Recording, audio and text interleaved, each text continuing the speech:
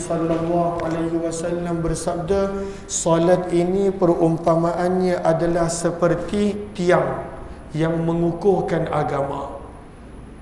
Sabda Nabi SAW, as-salatu imaduddin. Agama ni benda yang penting dalam kehidupan kita, tapi sebenarnya yang menguatkan agama kita, menjadikan agama kita kukuh, agama kita tak akan berubah apabila mengikut perubahan musim ataupun zaman. Yang menjadikan agama seseorang itu kuat, sabda Nabi SAW sebenarnya adalah solat dia. Sebab itu sabda Nabi SAW, man aqamaha, orang yang boleh jaga solat, faqad aqamad din, akan terjagalah agama dia. Wa man hadamaha, orang yang tak mampu nak menjaga solat, maka hadamad din, pada waktu itu binasalah agama dia. Lalu perkara yang paling penting dalam kehidupan seorang Islam sebenarnya pada waktu itu adalah solat. Nampak macam biasa, nampak macam apa, sebenarnya dalam solat itu kita sedang melatih diri kita, kita sedang mendidik diri kita. Kata para ulama, contohnya berkenaan tentang bagaimana Allah tarbiyah kita melalui solat. Sebenarnya orang yang apabila dia menjaga solat pada awal waktu, contohnya zuhur dah lambat berbanding dengan, macam contoh saya jumpa tuan-tuan pada bulan lepas, zuhur ataupun Jumaat awal, lalu kadang-kala ada berlaku perubahan pada waktu solat. Kalau tempat yang ada 4 musim, lagi banyak perubahan waktu dia. Macam contoh Mekah dan Madinah pun banyak perubahan waktu dia, kalaulah berlakunya musim sejuk ataupun musim panas. Maka kata para ulama, sebenarnya apabila kita menjaga solat dengan betul-betul, contohnya solat di awal waktu, sebenarnya di situ Allah sedang mendidik kita untuk mengambil berat tentang kepentingan masa. Maka kadang-kala waktu zuhur pukul 1, maka kita ambil berat tentang kepentingan masa. Kadang-kala waktu zuhur 1.20, maka kita ambil berat tentang kepentingan masa. Maka sebenarnya dengan solat, bila kita jaga, kita bukan sekadar jaga solat, kita jaga banyak aspek dalam kehidupan kita. Dan inilah tajuk yang kita nak kongsikan pada tazkirah Jumaat kali ini, peranan solat dalam kehidupan umat Islam. Lalu apabila kita menjaga solat pada awal waktu, sebenarnya kita sedang menjaga masa kita. Dan tidak ada nikmat yang paling tidak dihargai oleh manusia lebih daripada masa. Manusia yang paling dia tidak hargai adalah masa. Sebab itu bila Allah bersumpah demi masa dalam surah Al-Quran, wal asri, demi masa, Allah dah bagi dah jawapan, innal insana lafi khusr, sesungguhnya manusia itu di dalam kerugian. Manusia merugikan masa. Sebab tidak ada benda yang lebih bernilai daripada masa. Tidak ada benda yang lebih mahal daripada masa. Masa yang berlalu kita tak akan dapat balik. Masa yang pada waktu itu kita sia-siakan, kita tak akan dapat balik. Maka sebab itu kata para ulama, yang pertama sebenarnya waktu solat, apabila seseorang itu dapat menjaga solat pada awal waktu, sebenarnya itu adalah tarbiyah untuk dia pada waktu itu menjaga masa, menepati masa, mengambil berat tentang masa. Seterusnya kata para ulama, apabila kita solat, kita dituntut untuk menutup aurat. Contoh, syurutus sihhatis, syarat sah solat menutup aurat. Maka kita tutup aurat kita, yang lelaki maupun yang perempuan. Maka sebenarnya orang yang dapat menjaga solat sebaik-baiknya, luar daripada solat pun dia boleh menutup aurat dia. Terutamanya yang wanita, terutamanya yang muslimat, dia boleh jaga pada waktu itu aurat dia apabila dia istiqamah, bersungguh-sungguh menjaga solat dia. Yang ketiga, apabila kita nak solat, maka kita pakai pakaian yang terbaik. Masya Allah, semua yang hadir handsome belaka, cantik, pakaian yang terbaik. Dan itu pun adalah perintah Allah di dalam surah Al-A'raf, ya bani Adam khudhu zinatakum inda kulli masjid. Bila nak pergi ke rumah Allah, pakai yang terbaik. Lalu sebenarnya bila kita solat, kita pakai pakaian yang terbaik, kita menutup aurat, sebenarnya itulah juga keadaan kita di luar solat. Bukan sekadar memakai pakaian yang menutup aurat, tetapi pada waktu itu pakaian yang menggambarkan sikap, sifat seorang Islam yang pada waktu itu menutup kebanyakan daripada tubuh badan dia. Yang keempat, kata para ulama, bila dalam solat kita dititik beratkan untuk menjaga kebersihan, maka dalam untuk solat tersebut sah, pakaian kena bersih, tempat solat kena bersih. Maka begitu juga sebenarnya Islam mendidik luar daripada solat sepatutnya kita adalah seorang yang bersih. Dan bersih adalah begitu diambil berat sehingga Nabi sebut kebersihan ada kaitan dengan iman. An-nazafatu, kebersihan. At-tuhuru, kebersihan. Sabda Nabi, syatrul iman, sebahagian daripada iman. Kalaulah seseorang itu nak lihat kualiti iman dia, maka dia akan ambil berat tentang kebersihan diri dan keadaan yang berada di sekeliling dia. Belum lagi kita masuk dalam solat, bila kita angkat takbir, maka pada waktu itu mendidik kita untuk hanya bercakap perkara yang Allah suka. Kita tak boleh dalam solat kita nak cakap walaupun dengan tujuan yang baik. Tidak, dalam solat ada peraturan dia. Hanya perkara yang Allah suka, yang Allah suruh kita boleh cakap. Daripada Al-Quran, daripada zikir, daripada tasbih. Sebenarnya itu sedang mendidik diri kita. Luar solat pun sebenarnya kita kena belajar bercakap perkara yang Allah suka, bukan apa yang kita suka. Bahkan Allah ingatkan dalam Al-Quran, apa pun yang kita lafazkan walaupun dalam bentuk bergurau, sebenarnya ada malaikat yang dah catat dan tulis. Firman Allah di dalam Al-Quran, ma yalfidhu min qaul, tidak ada sepatah perkataan pun yang dilafazkan, illa ladaihi raqibun atid, kecuali perkataan tersebut dicatat oleh malaikat yang sentiasa tersedia, yang sentiasa pada waktu itu mengikut perintah Allah. Malaikat catat. Kadang-kala dalam keadaan kita bergurau, malaikat catat. Kadang-kala dalam keadaan kita mengumpat ghibah, malaikat catat. Kadang-kala dalam keadaan kita menghina, malaikat catat. Kadang-kala dalam keadaan kita mengungkit kebaikan yang kita pernah buat, tidak ada perkataan yang pada waktu itu dilafazkan kecuali malaikat akan catat dan tulis. Maka sebab itu peranan solat yang disuruh diambil berat. Apabila kita dalam solat, kita jaga perkataan kita, lidah kita. Sebenarnya di luar solat pada waktu itu untuk kita menjaga perkara yang sama.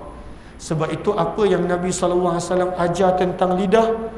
Sabda Nabi SAW, orang yang beriman, maka pada waktu itu situasi lidahnya hanya ada dua je keadaan orang beriman.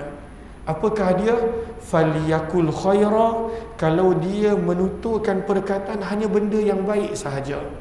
Falyakul khaira, lidah dia hanya akan cakap benda yang baik.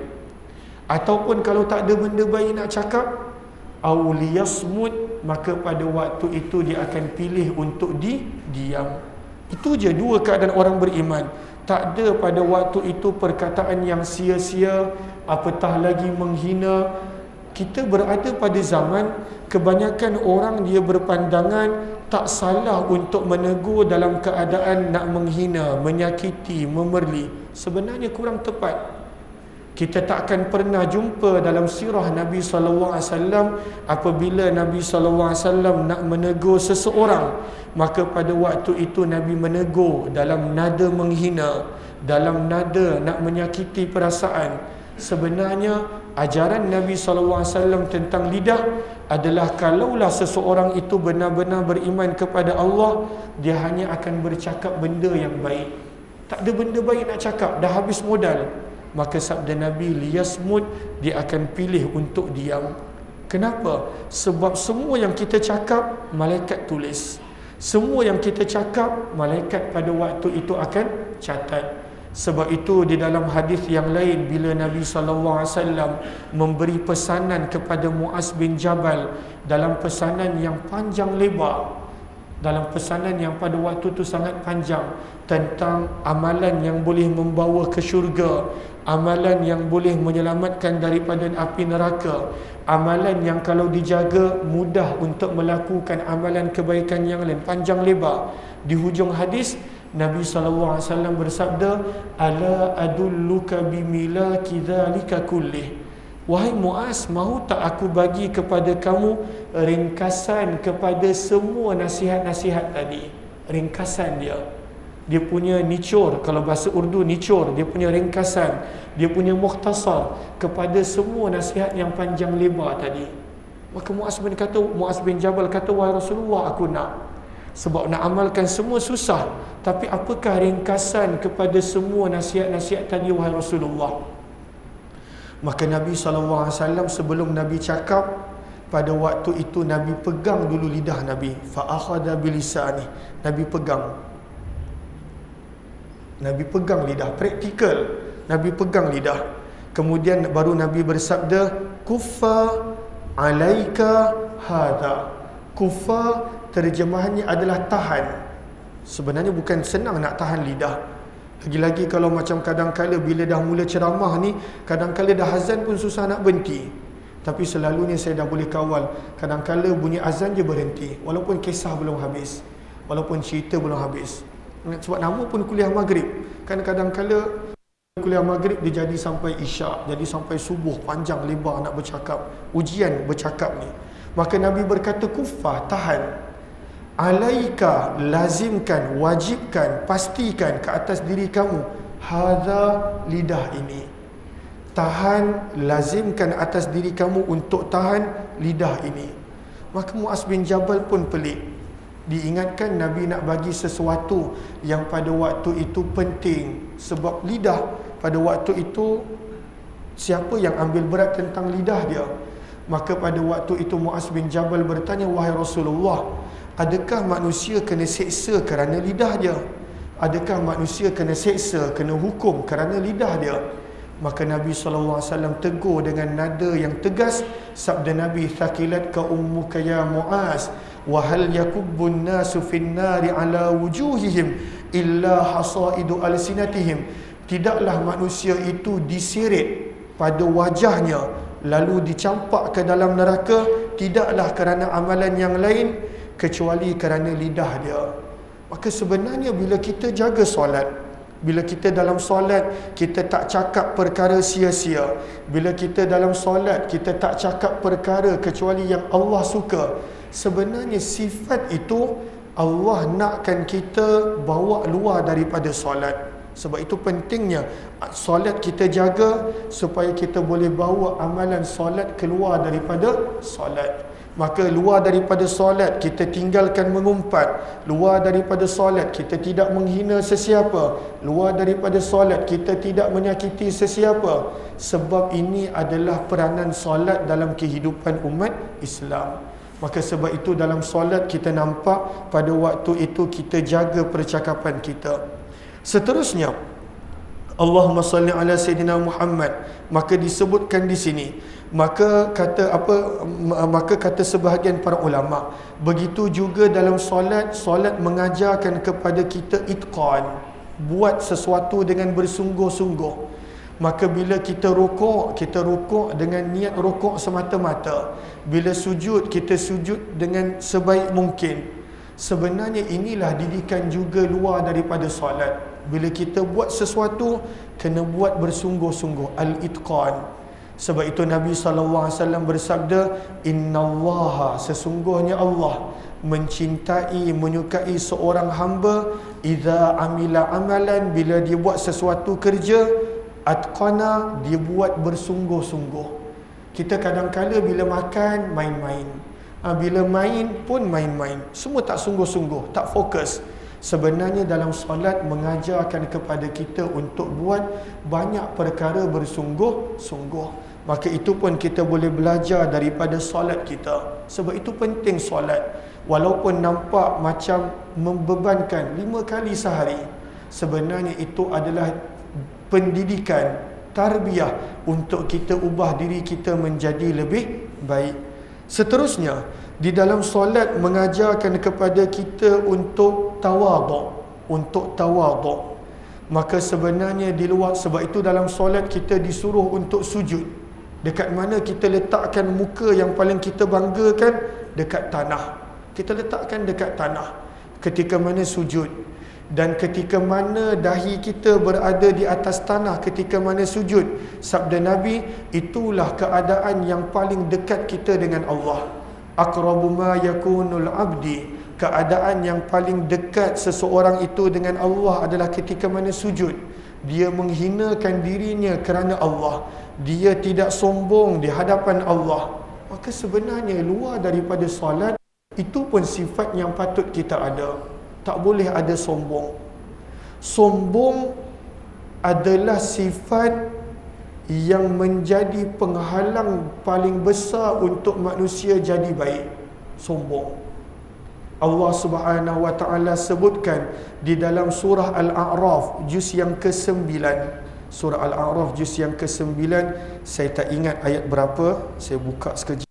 Surah Al-A'raf pada juz yang ke-9, Allah sebut, firman Allah, sa'asrifu an ayati alladhina yatakabbaruna fil ardi bighairil haq. Aku akan palingkan ayat-ayat aku daripada orang yang sombong di atas muka bumi. Allah akan palingkan. Lalu orang yang sombong, dia takkan dapat apa-apa faedah walaupun dia baca Quran. Walaupun dia baca firman Allah, sa'asrif, aku palingkan. Allah takkan bagi dia dapat apa-apa faedah walaupun dia baca Al-Quran. Dia takkan dapat apa-apa faedah sebab ada sombong. Iblis ada sombong. Bila Allah sebut tentang Iblis yang dihalau keluar daripada syurga, Iblis bukan tak ada ilmu. Iblis bukan seorang yang lahir-lahir jahat. Tapi apabila dia sombong, aba wastakbar, maka menjadilah Iblis pada keadaan yang ada pada zaman kita. Maka ini adalah surah Al-A'raf, surah yang ke-7, ayat 146. Allah sebut tentang orang yang sombong, sa'asrif, aku akan palingkan daripada ayat-ayatku daripada orang yang sombong. Orang yang sombong dia takkan dapat apa-apa daripada ayat-ayat Allah. Sampaikan binasanya orang yang sombong ini, firman Allah, wa in yarau kulla ayah, kalaulah orang yang sombong ini dia nampak semua ayat-ayat Allah, semua ayat-ayat Allah dia nampak sekalipun, Allah berfirman, la yu'minu, mereka tetap takkan beriman. Itu bahayanya orang yang sombong. Dia takkan terima walaupun dia nampak semua ayat-ayat Allah sekalipun. Firman Allah, wa in yarau, dan jika orang yang sombong ini nampak sabila rusydi, jalan hidayah depan mata dia, jalan petunjuk depan mata dia, dah terbentang jalan kebaikan, firman Allah, la yattakhidhuhu sabila, orang yang sombong dia takkan ambil jalan petunjuk. Binasa orang yang sombong. Sebab manusia ni dia tak layak sombong pun. Dia tak layak. Dia nak sombong kerana rupa. Ini adalah sementara. Bila mati, wajah ni akan dimakan oleh tanah. Dia nak sombong kerana harta. Harta itu pun adalah bukan milik dia sepanjang masa. Bila tiba je waktu dia sakaratul maut, dia nak belanjakan semua harta dia dah tak boleh. Hanya 1/3.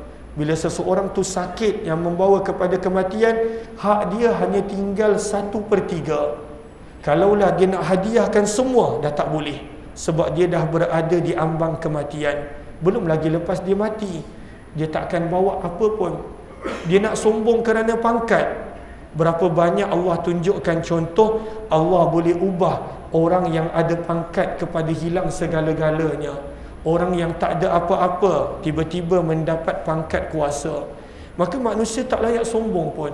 Maka sebab itu firman Allah, orang yang sombong kalaulah terbentang jalan hidayah petunjuk depan mata, la yattakhidhuhu sabila, dia tidak akan ambil jalan hidayah tadi. Wa in yarau sabilal ghayy, orang yang sombong kalaulah dia nampak jalan kesesatan, yattakhidhuhu sabila, dia pasti akan pilih jalan kesesatan. Maka dalam solat kita belajar tentang tawaduk. Maka kita letak dahi kita atas tanah semata-mata kerana Allah. Dan sebab itu dalam hadis baginda Nabi SAW bersabda, orang yang dia sanggup tawaduk, merendahkan diri kerana Allah, maka Allah akan muliakan dia. Man tawadu'a lillah rafa'ahu Allah. Orang yang pada waktu itu dia rendahkan diri dia semata-mata kerana Allah, Allah akan muliakan dia. Maka sebenarnya dalam solat kita belajar agar jangan sombong. Kita belajar tak sombong. Maka sebab itu kita patuh dan taat. Imam rukuk, kita pun rukuk. Imam sujud, kita pun sujud. Walaupun imam tu lebih muda daripada kita mungkin. Walaupun imam itu jawatan dia mungkin lebih rendah daripada kita. Diajar sikap tawaduk daripada solat. Maka sebab itu solat sebenarnya membersihkan diri kita. Nabi bagi perumpamaan seseorang yang solat 5 waktu berjemaah di tempat yang Allah suka adalah umpama orang yang mandi sehari 5 kali. Dia sedang bersihkan dalaman luaran dia. Apabila dia benar-benar jaga solat seperti mana keadaan yang sepatutnya. Maka Nabi bertanya pada para sahabat, orang yang mandi 5 kali sehari, adakah masih berbaki kotoran pada badan dia? Para sahabat kata, tak mungkin wahai Rasulullah. Dia mandi 5 kali sehari. Begitulah juga orang yang benar-benar jaga solat dia, dalaman luaran dia, sebenarnya tak mungkin ada kotoran pada hati dan juga dalaman dia.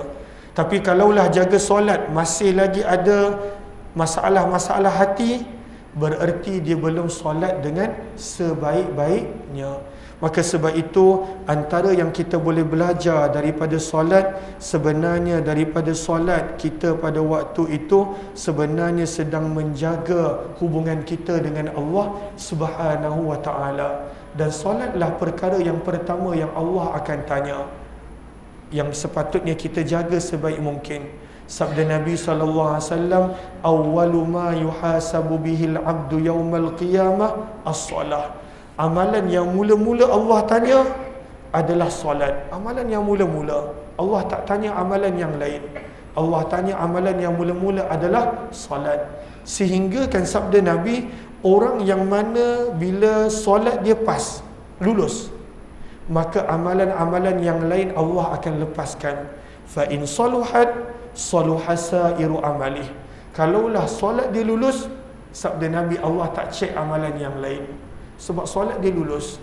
Namun yang kita khawatirkan kalau solat kita tak lulus, wa in fasadat, dan kalaulah pada waktu itu solat kita binasa, Allah tak terima, maka pada waktu itu dikhawatiri amalan-amalan yang lain pun Allah tak terima. Maka sebab itu para hadirin, tetamu Allah yang dirahmati lagi dikasihi oleh Allah Subhanahu wa taala, penting untuk kita menjaga solat. Lagi-lagi kita nak belajar pada waktu itu solat dengan sikap khusyuk. Sebab Allah bila sebut tentang orang yang benar-benar berjaya, bila Allah sebut qad aflahal mu'minun, beruntunglah dan berjayalah orang-orang yang beriman.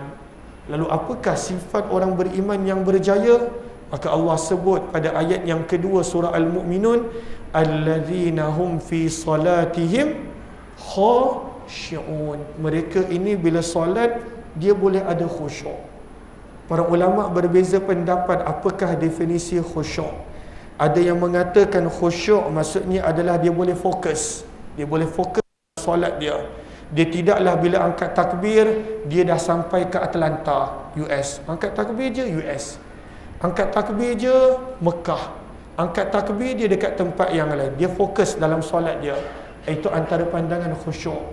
Ada juga memberi maksud khusyuk, dia solat sebagai keadaan sebagai orang hamba. Khasya'a maksudnya tunduk. Lalu dia solat dalam keadaan benar-benar seorang hamba. Ada sifat hamba, hamba Allah. Ada juga memberi pandangan khusyuk, maksudnya takut.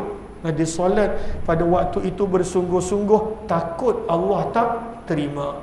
Maka seseorang itu apabila dia solat dengan khusyuk, firman Allah, aflah, dia pasti berjaya. Sehingga kan orang yang dia betul-betul solat dengan khusyuk, ayat yang ketiga mengajar kepada kita, walladzina hum 'anil lagwi mu'ridun, dia boleh berpaling daripada perkara-perkara yang sia-sia. Dan ini bukan senang. Nak tinggalkan perkara sia-sia bukan senang. Tapi orang yang khusyuk dalam solat, dia boleh ada kekuatan meninggalkan perkara yang sia-sia. Maka apakah antara tips untuk kita dapat solat yang khusyuk? Maka dalam riwayat Musnad Ahmad,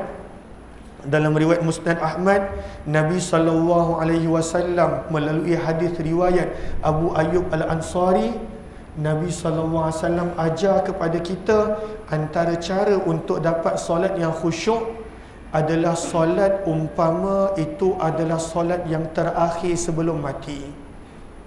Maka insya-Allah akan datang khusyuk. Cuba kalau antara kita, kalaulah saya contoh, ini adalah tazkirah Jumaat terakhir saya contohlah, kalau meninggal pun Allah dah jemput, tak boleh nak kata apa.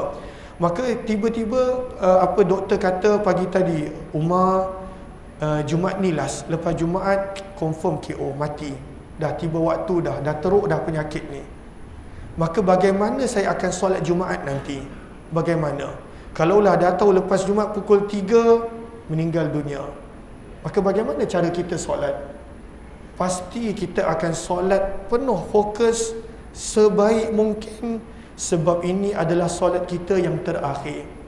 Maka antara tips untuk mendapat solat yang khusyuk, hadis riwayat Abu Ayyub Al-Ansari dalam Musnad Ahmad, sabda Nabi SAW, "Idza qumta fi salatik", apabila kamu nak berdiri untuk solat, sabda Nabi, "Fasalli", maka tunaikanlah solat, salatan muwaddi', seolah-olah itu adalah solat perpisahan, solat terakhir.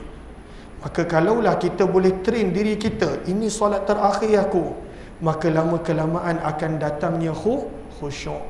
Tapi ujiannya adalah kita sangka usia kita lama, itu ujiannya. Tak ada orang kat sini dia akan rasa usianya dah singkat. Semua rasa usia dia masih panjang. Nafsu ingatkan kita begitu, syaitan bisikkan kita begitu. Maka sebab itu kalau kita solat biasa-biasa, maka apa nafsu kata? Tak apa, nanti asar solat lagi, maghrib solat lagi, isyak solat lagi. Kadangkala bila kita termain dengan bisikan-bisikan macam tu, dah tak datang dah waktu solat yang berikut. Sebab itu Nabi ajar antara cara untuk dapat khusyuk adalah solat seperti mana ini adalah solat yang terakhir, solat perpisahan. Mudah-mudahan Allah kurniakan kepada setiap daripada kita manfaat daripada solat kita. Mudah-mudahan setiap daripada kita dapat menjaga solat pada awal waktu di tempat yang Allah suka. Mudah-mudahan insya-Allah, walaupun ianya bukanlah mudah, tetapi mudah-mudahan Allah kurniakan istiqamah. Amin ya rabbal alamin. Apa yang baik daripada Allah, yang tidak daripada kelemahan diri serta kekurangan ilmu daripada pihak saya. Terima kasih kepada pihak pengurusan surau di atas peluang yang diberikan. Wabillahi taufiq wal hidayah. Assalamualaikum warahmatullahi wabarakatuh. Subhanakallahumma wa bihamdika nashhadu an la ilaha illa anta nastaghfiruka wa natubu ilaik. Subhana rabbika rabbil izzati amma yasifun wa salamun alal mursalin walhamdulillahi rabbil alamin. Terima kasih di atas segala perhatian yang telah diberikan.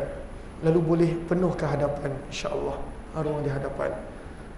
Sebenarnya saya okey je. Kalau penceramah lain dia mungkin tak suka ada orang solat dia, saya okey je. Kalau contohnya next time saya datang nak solat depan, tak ada masalah. Saya yang rasa serba salah ganggu orang solat.